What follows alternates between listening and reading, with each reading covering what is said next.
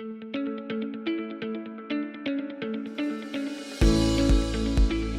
Ng'winula Kingamkono.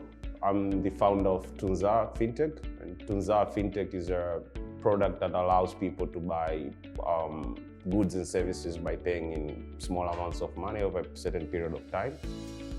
We are located in Kigamboni. It's in Dar es Salaam, Tanzania.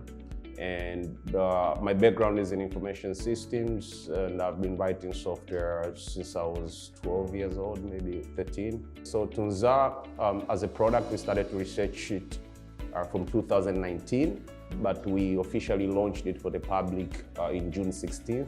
So technically we are 2 months old in the public, yes. What Tunzaa is trying to achieve is to use technology to reinforce positive saving habits. What we're trying to do is we're trying to rewire the financial habits of young Africans through gamification, which can be done through our mobile application. Yes. The fact that me and my friends couldn't afford to pay for products in full payment inspired this. So it's poverty. If we had money, probably this product wouldn't exist for me. Yeah. I play basketball, right? And when you play basketball, one of the things that you have to buy is shoes, and shoes are very expensive. Basketball sneakers are very expensive. So when we were growing up, me and my friends wanted to have the latest sneakers, and we couldn't afford that. So what we used to do is we would go to these shops or the people who were selling these shoes, and we would talk to them and then ask them if we could make small payments over a certain period of time. And this was when I was very young. Me and my friends were doing this, and then over a certain period of time we could afford to finally finish the payments for the sneaker or any other thing that we want to buy. And so this sort of started this trajectory for us for Tunzaa. Even when we were starting to talk to people, this was one of the questions that we were asking them.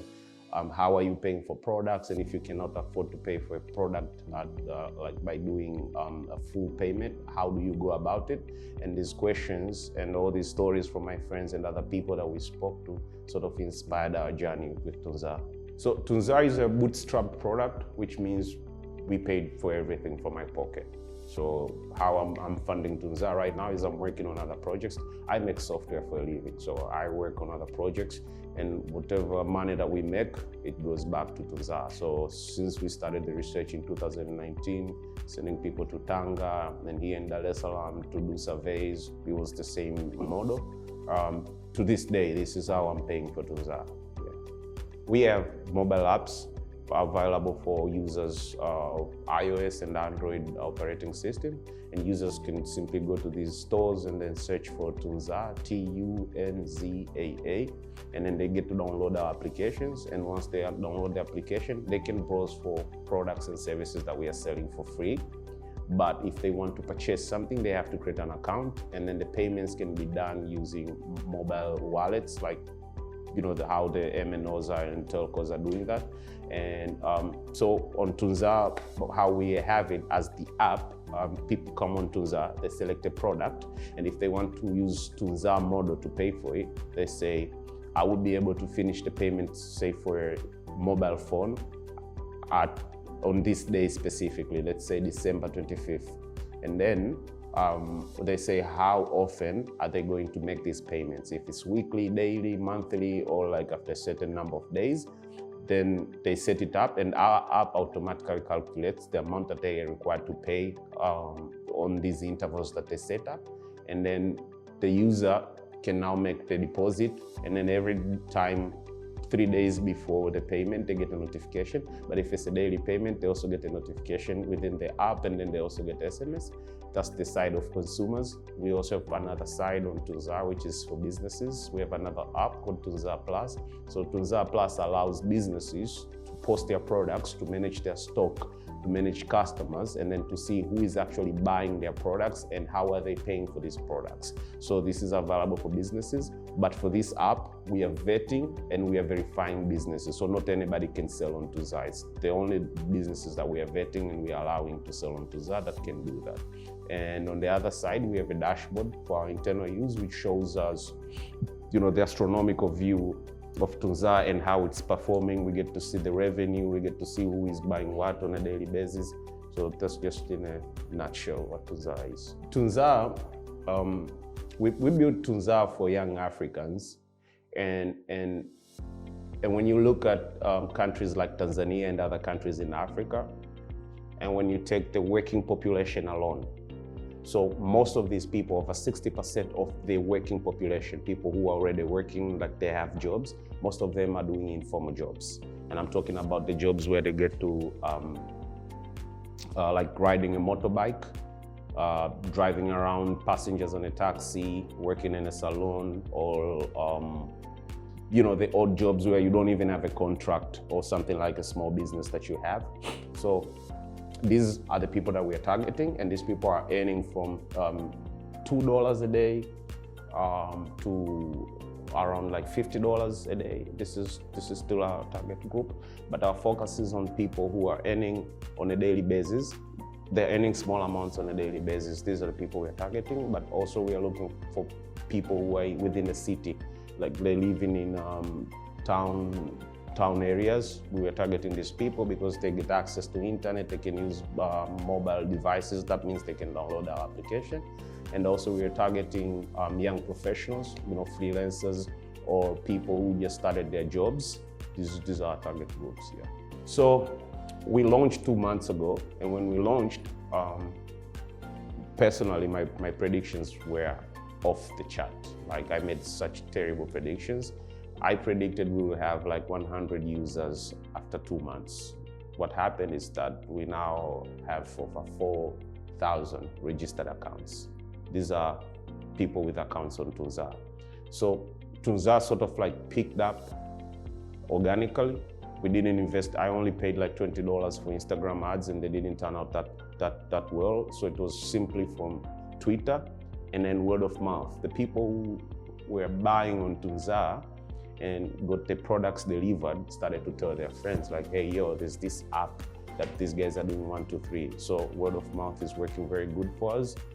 And especially because we invested in customer services. This is our main focus, like how are we providing services to our customers. So, but we have plans to go on the road, to do door-to-door visits, try to teach people what Tunzaa is doing and the benefits of Tunzaa. And of course, this is expensive to do, but in the meantime, our focus is mainly on online, and soon when we will be able to do it, we'll go to offline medium as well. Yes, there are other companies that are doing something similar. And how is Tunzaa different from the other guys? We invest in building the product.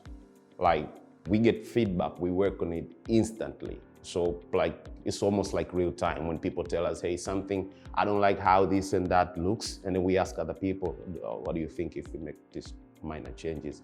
And then as soon as they tell us, we make updates. So that way we try to stay on top of the market in terms of like what customers want. We try to give them that. That's the first area in product development. And on the other side, it's customer service. That's it. We made 20 million Tanzanian shillings in revenue. Yeah. So that's, for me, it's, you know, first day you have nothing, the next day you made 20 million from selling these products. So that's a big achievement. Yeah. I would launch much sooner. I think I spent so much time trying to, you know, figure out the problems, trying to speak to people. And through that time, we wasted so much potential. I mean, I don't know what would have happened different. It probably wouldn't pick up the same way it did. I would only launch sooner. That's the only thing I would do different. So, because we need to hire more people, we need to hire people who can, you know, work with the speed that we are growing. So for me, it would be money, then human capital, human resource. And the third thing would be logistics, figuring out logistics. So if I could get like a partner or someone who can do that very, very nicely, that would be very helpful for us. Yeah. The question like what we would have done differently, and I said we would start sooner. But partly we couldn't start sooner is because of COVID-19. And mind you, it's not that we launched 2 months ago. We launched for the general public 2 months ago. Before that, we had several versions of Tunzaa. We were testing, we were sending out to different people to check out. And so in in 2020, I sort of like stopped everything that had to do with Tunzaa, and I wanted to see how all this situation is going to be. So it sort of like delayed our plans to launch soon. 3 years specifically, I think we will sell out Tunzaa for $500 million. They should first of all like really study or understand the stuff they're getting into, because I'm seeing this as a common theme that most people that are getting into this industry like do not really understand what's out there, because technology is simply a tool. Technology is not everything. So you still have to handle business, and for that you have to understand the stuff that you're trying to do. But the most important thing I would say is build, sell, repeat. Don't waste your time, trying to look successful. This is also a very common theme, especially here. So for me, to young people, even older people who are not in this industry and would like to get into it, build, sell, repeat. If you're not building and if you're not selling, you're not doing anything. So these two things, build and sell. So for me, this is my advice. Build, sell, repeat the process. I'd like to thank Media Convergency for this opportunity, for highlighting, what young people are doing in this industry. And I think this is very important for this economy, that people see what is happening. And then most importantly, for the people who are following up, to also see how they can collaborate with these young people. Not necessarily with Tunzaa, not necessarily with Kingamkono, but probably some other people that they see for them that this would work. Because for this industry, and I'm talking about tech industry to work, for tech industry to work and for people to see the benefit of this, definitely we need to collaborate with other businesses like banks, schools, the government, because you need everybody on board. So this is not just a young people thing or like a tech people thing. This is an everybody thing. The same way people use international platforms. It's not about tech people only. You have bankers on social media. You have so many other people from different backgrounds using these platforms. So for me, it would make so much sense if we would have people collaborate with the people in tech industry. And so I hope through Media Convergency that people will watch these videos and then, they'll get to do that. I hope for that.